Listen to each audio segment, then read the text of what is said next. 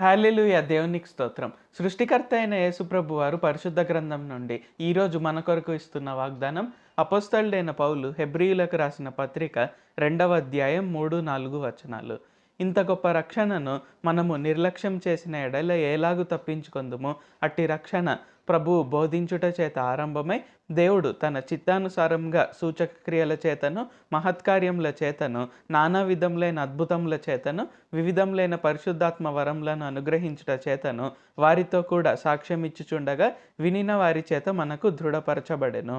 So ఈరోజు వాగ్దానం కనుక చూసుకున్నట్లయితే మనకు రక్షణ యొక్క ఇంపార్టెన్స్ కనపడుతుంది అనమాట. సో మనం ఒక్కొక్కసారి ఏమనుకుంటూ ఉంటామంటే మనకు ఏదైనా నచ్చంది జరిగినప్పుడు కావచ్చు, లేకుంటే మనకు పరిస్థితులు ప్రతికూలంగా ఉన్నప్పుడు కావచ్చు, దేవుడే ఉంటే నాకు ఇవన్నీ ఎందుకు జరుగుతున్నాయి, అసలు నేను యేసుప్రభువుని నమ్ముకున్నాను, ఆయన నాకేం చేశాడు అని మనం అనుకుంటూ ఉంటాం. కానీ మనం యేసుప్రభు వారిని నమ్ముకున్న వెంటనే మనకు గొప్ప రక్షణను అనుగ్రహించాడు.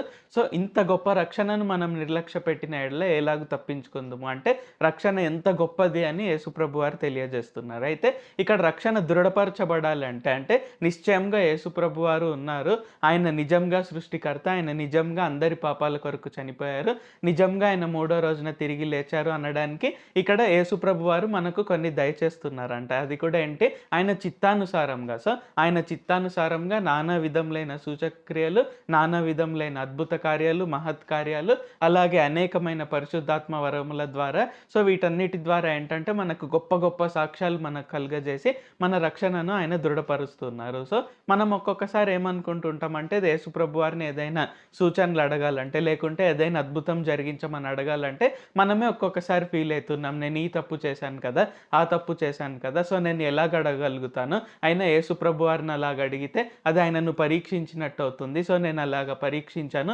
నేను ఆయనను నమ్ముతున్నాను, ఆయన ఆయన చిత్తానుసారంగా ఆయన నా జీవితంలో చేస్తారని మనం అనుకుంటూ ఉంటాం. అయితే యేసుప్రభు వారు ఏం చెప్తున్నారు, మన రక్షణ దృఢపరచబడాలంటే, లేకుంటే మన చుట్టుపక్కల మనుషుల రక్షణ దృఢపరచబడాలంటే ఏంటంటే మనం ఖచ్చితంగా మన అందరి జీవితాల్లో గొప్ప అద్భుత కార్యాలు జరగాలి. నానా విధములైన అద్భుత కార్యాలు, నానా విధములైన మహత్ కార్యాలు, అనేక పరిశుద్ధాత్మ వరముల ద్వారా అంటే స్వస్థత వరము, ప్రవచన వరము, కళలు, దర్శనాలు, వాటి యొక్క భావాలు తెలిపే వరము. సో ఇలాగ అనేక రకాలైన వరాలు ఉన్నాయి.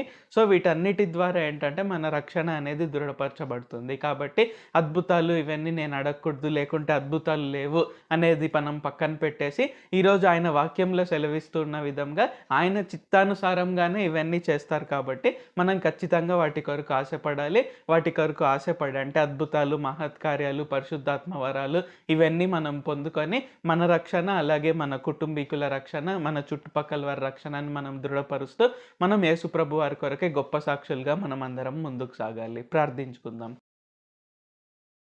ప్రభువా, దేవా, సర్వాధికారి, మాకు ఇంకొకసారి ప్రార్థించుకునేందుకు అవకాశం ఇచ్చినందుకు వందనాలు తండ్రి. మా కొరకై చేసిన మేళ్ళన్నిటి బట్టి మీకే వందనాలు, స్తుతులు, స్తోత్రాలు తండ్రి.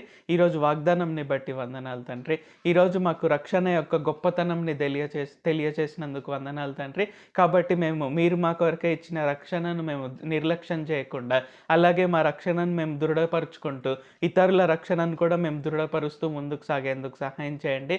అది జరగాలంటే మేము నానా విధములైన అద్భుతాలు, నానా విధములైన మహత్కార్యాలు, అనేక రకములైన పరిశుద్ధాత్మ వరములను మేము పొందుకోవాలని మాకు తెలియజేసినందుకు వందనాలు తండ్రి.